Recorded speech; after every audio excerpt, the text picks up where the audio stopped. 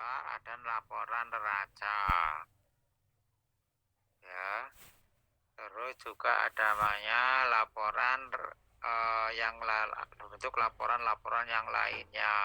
Jadi tidak hanya bagaimana sebuah teori hanya mendapatkan uang, terus bagaimana itu mau dibelanjakan, mau diinvestasikan. Tapi kalau misalnya di dalam hal proses pembelanjaannya ini tidak dimanajemen secara akuntansi, secara laporan keuangan, nanti yang menjadi prinsip transparansi keuangannya tidak jalan. Misalnya dari 1 miliar rupiah itu berapa sih yang akan menjadi bentuk aset? Dari modal 1 miliar, ya kan? Dalam modal 1 miliar itu berapa sih yang akan menjadi aset? Berapa sih yang akan menjadi uang dalam bentuk deposito? Berapa sih yang akan dalam bentuk utang? Berapa sih yang akan menjadi dalam bentuk modal kerja, atau dalam artian kalau dalam manajemen dagang apotek misalnya, berapa yang akan dibelanjakan untuk obat NHP? Itu semuanya harus seimbang, Berapa yang dibelanjakan untuk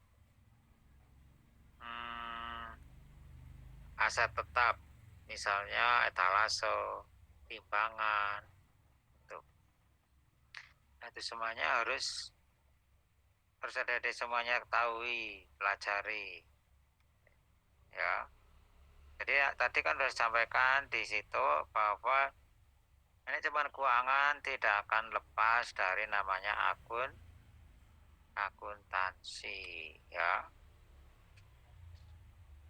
Jadi namanya akuntansi secara garis besarnya itu laporan akuntansi, endpointnya adalah di dalam laporan neraca logi laba, ya.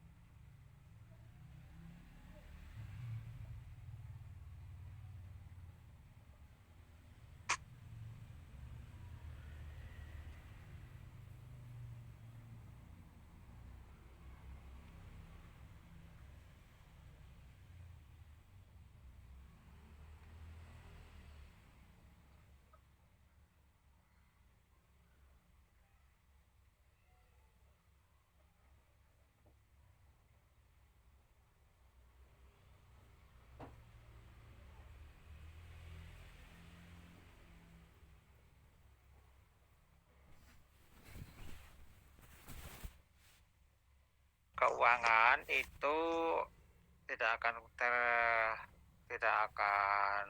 lepas dari akuntansi.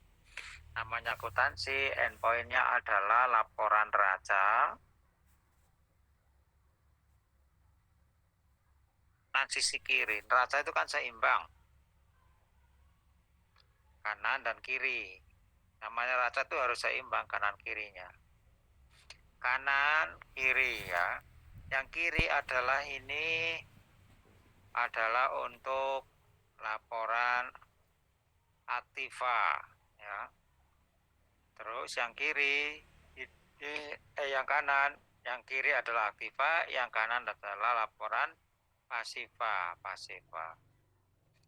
Di dalam laporan aktiva namanya itu, aktiva itu ada namanya aktiva lancar sama aktiva tetap, ya.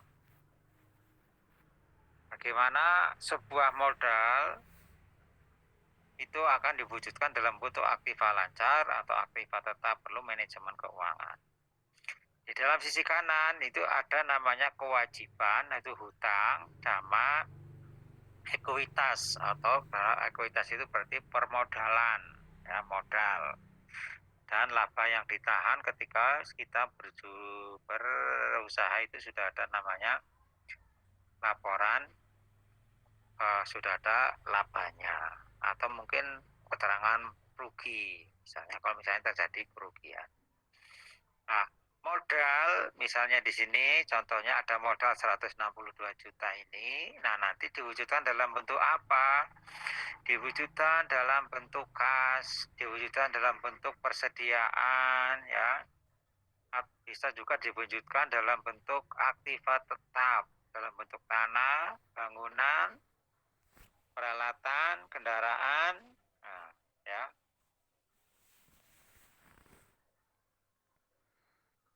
Jadi misalnya ada modal 160 juta itu nanti dalam bentuk aktiva tetap, untuk aktiva tetapnya berapa, dalam bentuk aktiva lancarnya berapa.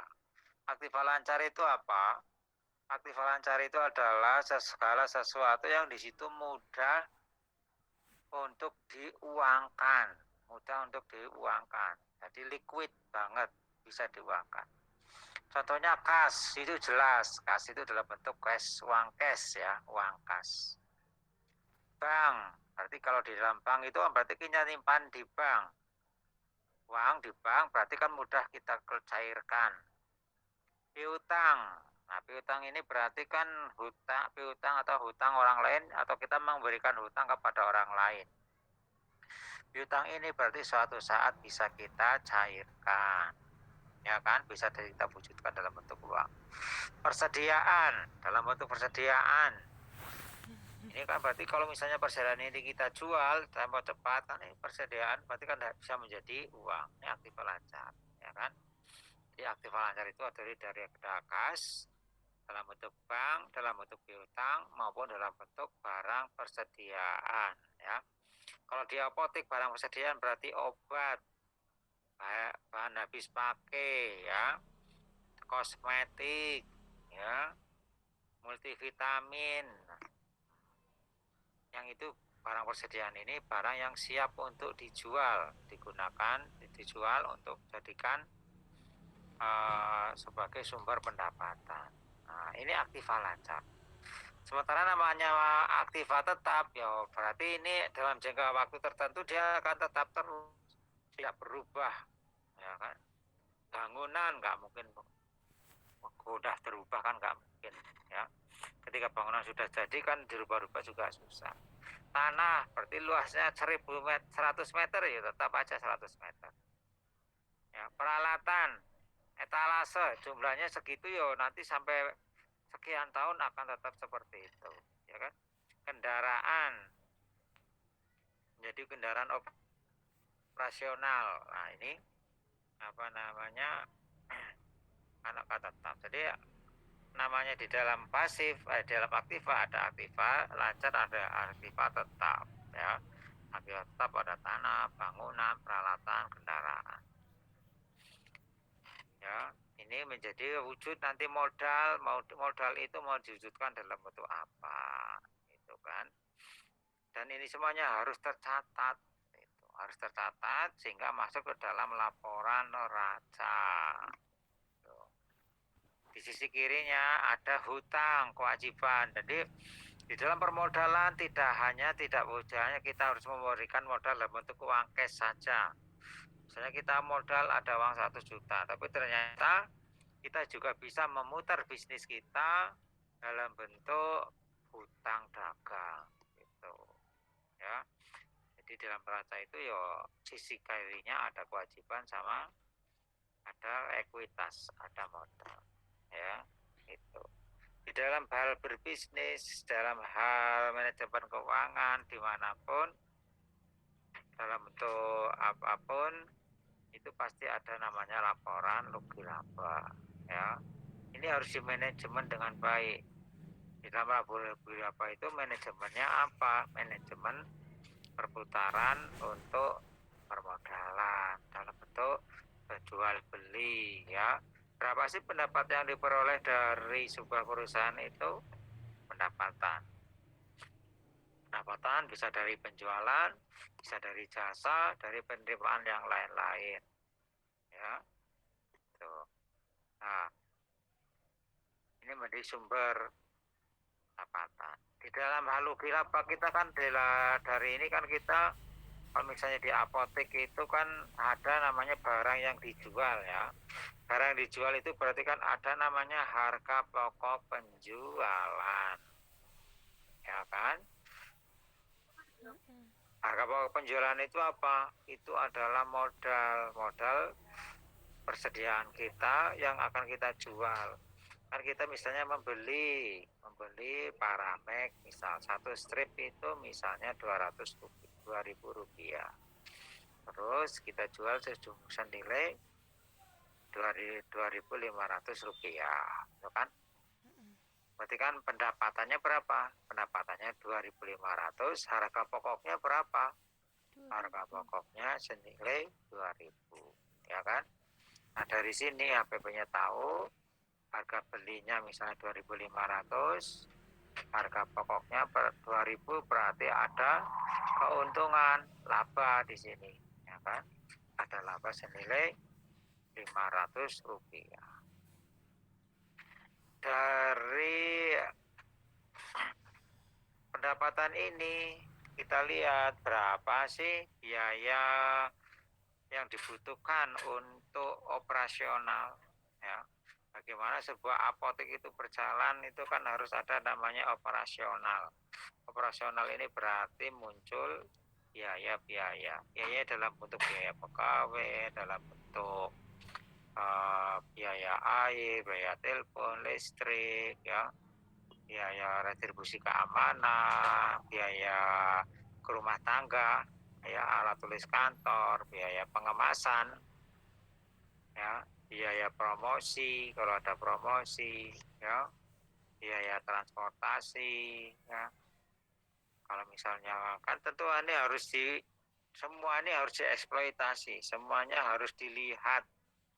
Biaya berbagai jenis biaya ini harus dilihat, harus dimanajemen dengan baik ya.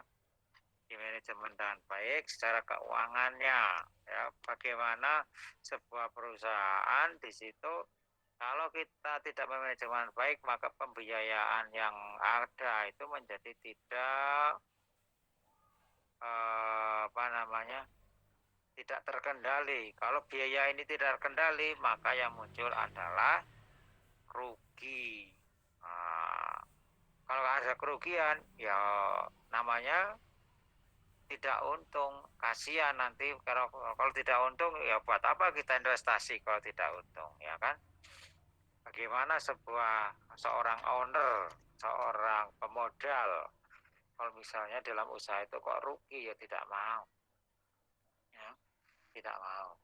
Nah ini makanya perlu dimanajemen dengan baik secara keuangan. Endpointnya dari sebuah laporan keuangan, manajemen keuangan itu adalah dalam bentuk laporan rugi laba. Dalam bentuk apapun usahanya itu. Di dalam laporan, di dalam manajemen jasa keuangan, di dalam jasa keuangan misalnya koperasi pun ada namanya neraca rugi laba ya. Di dalam perusahaan besar seperti Kalbe Farma yang sudah TPK ya, yang sudah terbuka, itu pun ketika endpoint terakhirnya adalah untuk melihat apakah perusahaan itu profitable atau tidak, ya, profitable atau tidak, punya nilai jual atau tidak adalah dilihat dari laporan tahunan.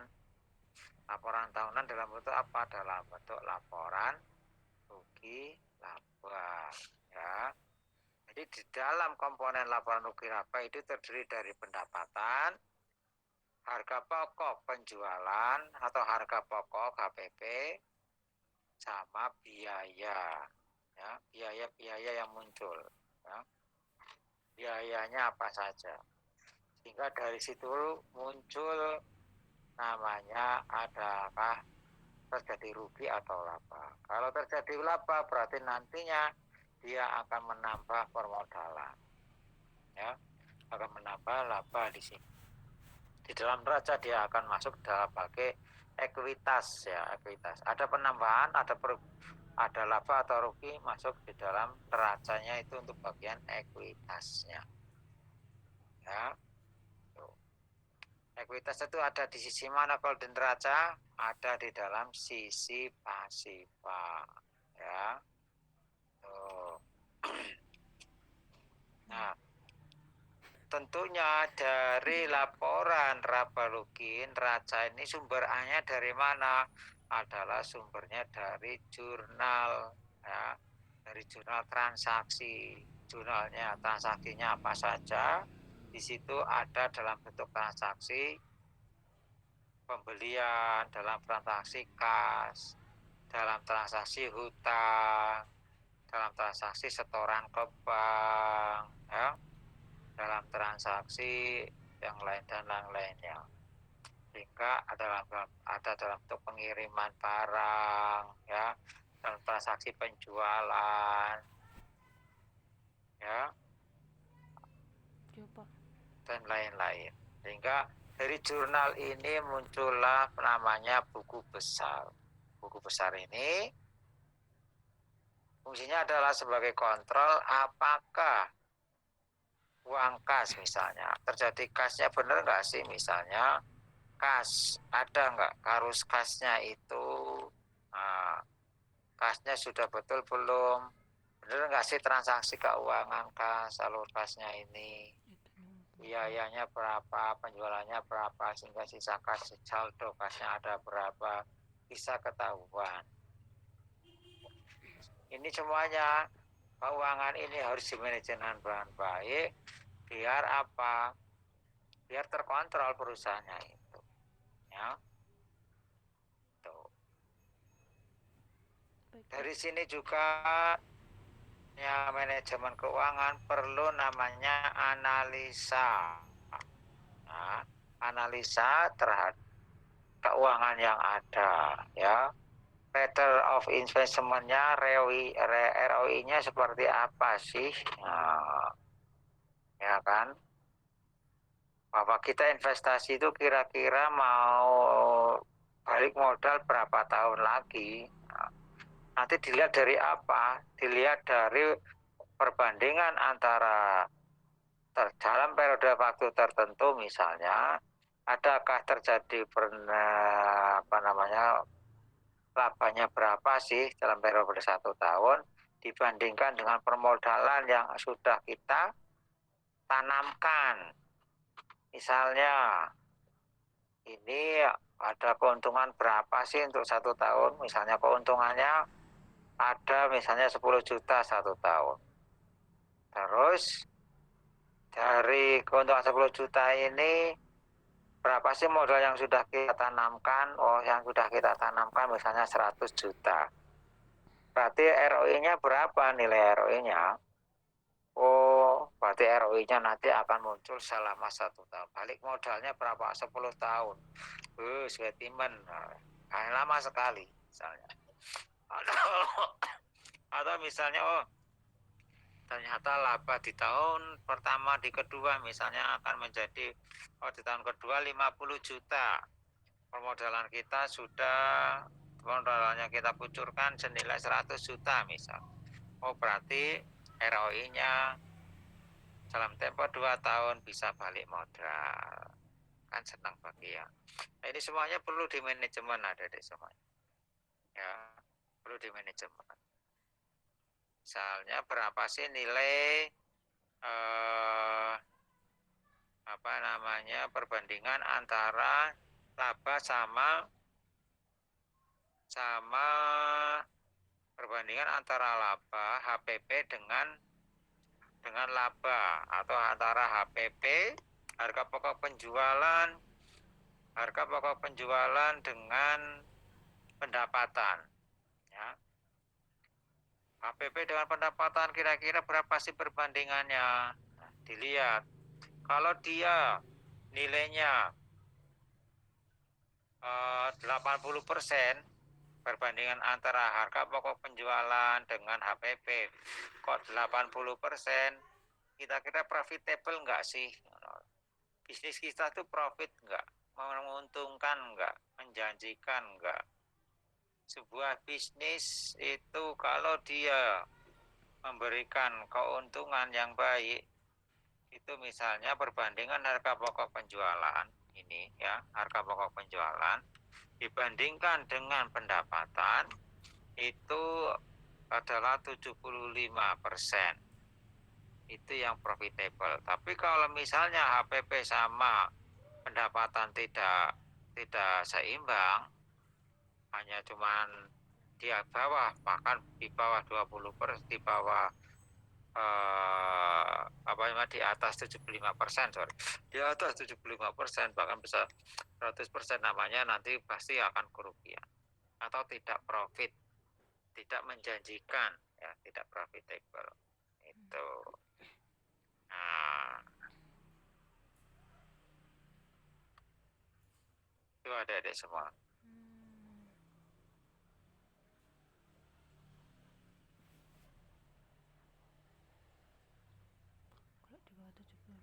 Di dalam proses ini juga makanya kita juga harus melihat lagi kira apa sih sebenarnya hutang kita.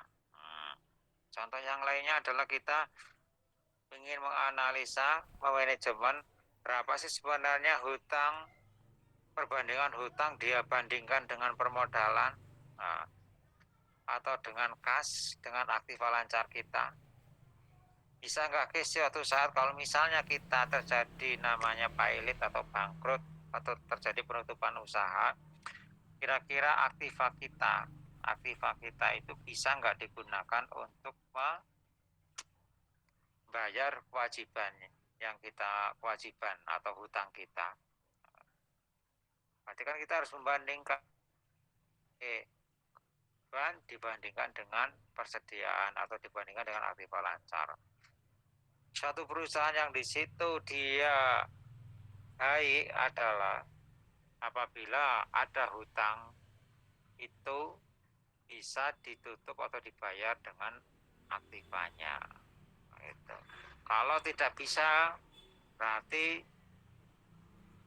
kalau tidak bisa dibayar, ditutup. Apabila suatu saat terjadi pailit, berarti hutangnya lebih besar daripada aktivanya. Ya siap-siap saja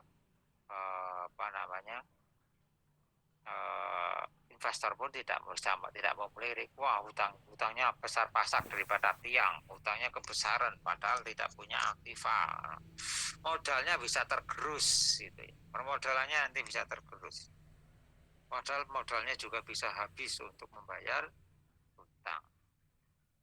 Nah, ini manajemen keuangan ini harus dilihat seperti itu, dibanding-bandingkan sehingga ini kira-kira kalau misalnya perusahaan ini itu baik atau tidak, positif atau tidak, ini harus dilihat ya. Dari mana? Dari laporan keuangan ini, dari laporan keuangan. Ya, ini perlu di manajemen dilihat angka-angka seperti ini, angka-angka yang ada di dalam nilai saldo ini, baik di dalam neraca, kan nilai saldo aktiva maupun di pasiva harus selalu dilihat terus. Ya, di manajemen dilihat perbandingannya. Ya. Tuh.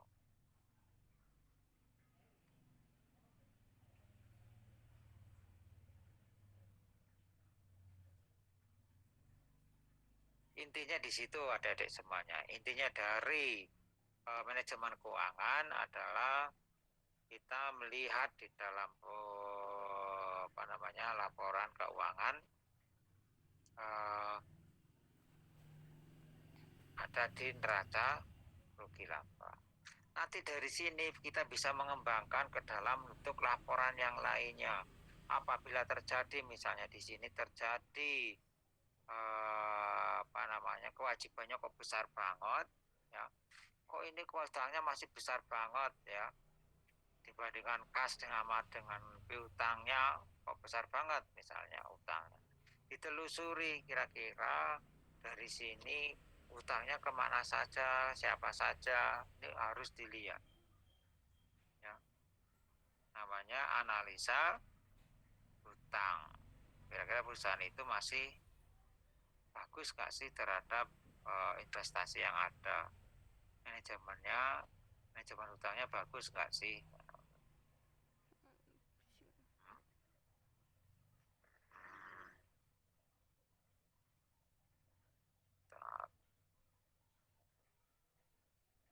Nah, misalnya di sini sebenarnya ada. Ini hutangnya kepada siapa saja, jumlahnya berapa, nilainya berapa. Ini harusnya ada di sini, ya. Kepada siapa saja, kepada distributor PPF mana saja, jumlahnya berapa, masuknya berapa, ya sisa utang berapa. Ini semuanya harus dimanajemen dengan baik. Gitu.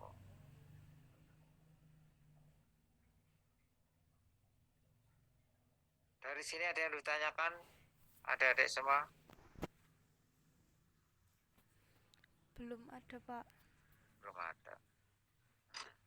Jadi intinya adalah adik-adik semuanya, ketika kita bicara manajemen keuangan adalah bagaimana kita memanage uang yang kita investasikan, larinya kemana saja, ya.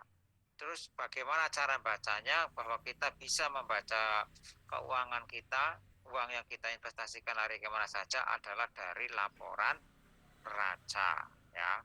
Oh, bahwa uang permodalan, modal yang kita investasikan senilai sekian ini lari ke dalam bentuk aktiva tetap berapa, selari ke dalam bentuk aktiva lancar berapa, dan untuk mendukung permodalan yang ada kita punya hutang berapa. Kira-kira dari permodalan yang ada, kita punya modal ini, bahwa dibutuhkan untuk memperoleh aktiva tetap, dibutuhkan untuk memperoleh aktiva lancar, perlu dukungan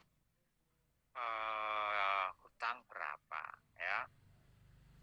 Tentunya ketika kita hutang itu perlu dimanajemen dengan baik, sehingga apabila terjadi sesuatu hal pada perusahaan, kita masih bisa membayar hutang dengan harta atau dengan harta yang kita miliki, ya. Terus melihat perusahaan kita ini profitable atau tidak adalah dilihat dari laporan rugi laba, ya. Profitable atau tidak dilihat dari harga pokok penjualan dibandingkan dengan pendapatan. Inti dari laporan keuangan lain. Baik, saya kira itu untuk pertemuan kali ini, mudah-mudahan bermanfaat pada adik-adik semuanya.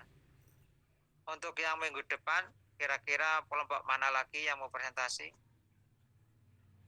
Bagaimana kita melakukan namanya drug management cycle. Ini juga manajemen farmasi.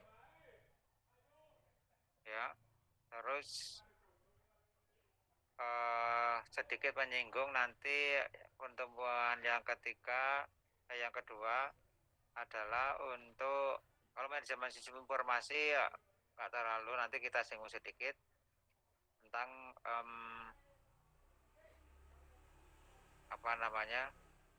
manajemen farmasi, manajemen pelayanan kefarmasian. Ya, ke depan nanti saya akan ngomong tentang masalah drug management cycle, bagaimana kita manajemen obat dari model dari perencanaan sampai ke evaluasi. Terus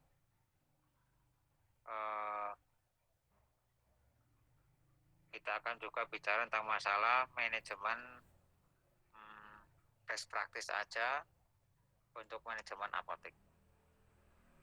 Baik, Pak. Oke.